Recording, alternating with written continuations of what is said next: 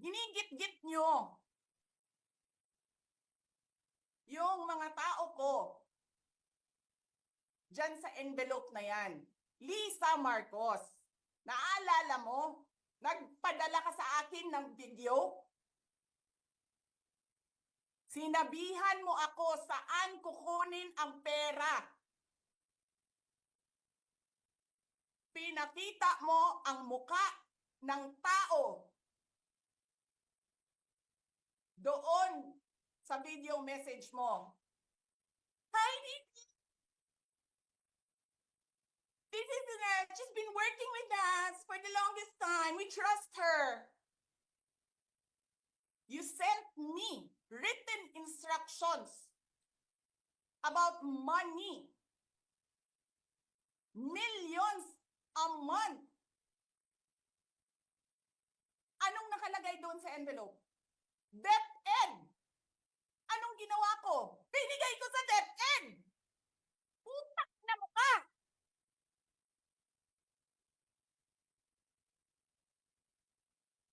Wala ka ngang posisyon sa gobyerno, namimigay ka ng pera ng gobyerno eh.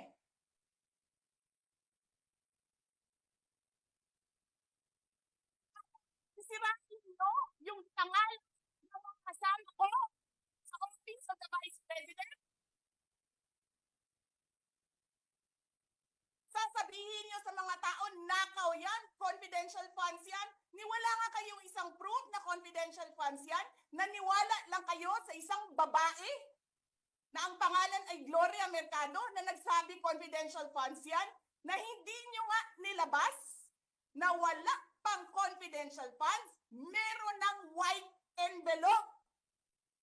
Kasi 2022 pa lang, tangina mo ka, may utos na ng pera sa DepEd. Tapos kami yung nagsisinungaling? Nagpipigil ako eh. Kasi gusto ko lang magtrabaho. Gusto ko lang tapusin nyo na yung ng show ninyo dyan sa House of Representatives para makabalik na kami sa trabaho namin.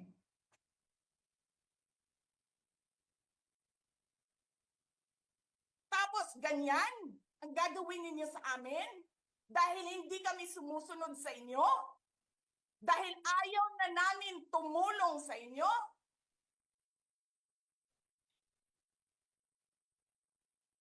Ganito gagawin ninyo?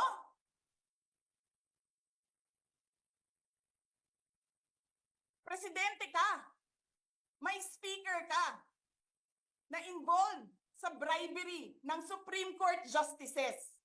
May video, may kaso, may witnesses. Hindi mo tinanggal yung speaker mo. Pinabayaan mo siya abusuhin ang pera ng bayan. Paikot-ikot sa buong bansa, namimigay ng pera na para bang kanya yung pera.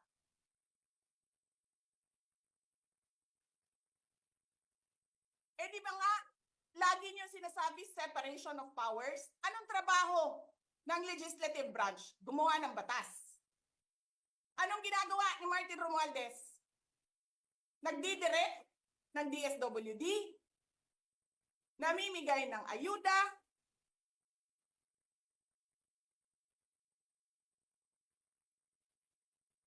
nagsasabi kung anong bibigay, anong ibibigay, anong gagawin, sino ba ang presidente dito?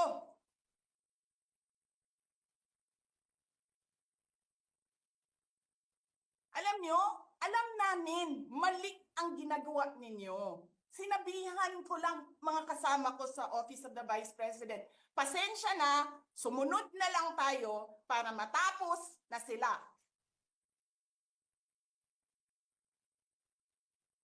Tapos ganito ang gagawin ninyo?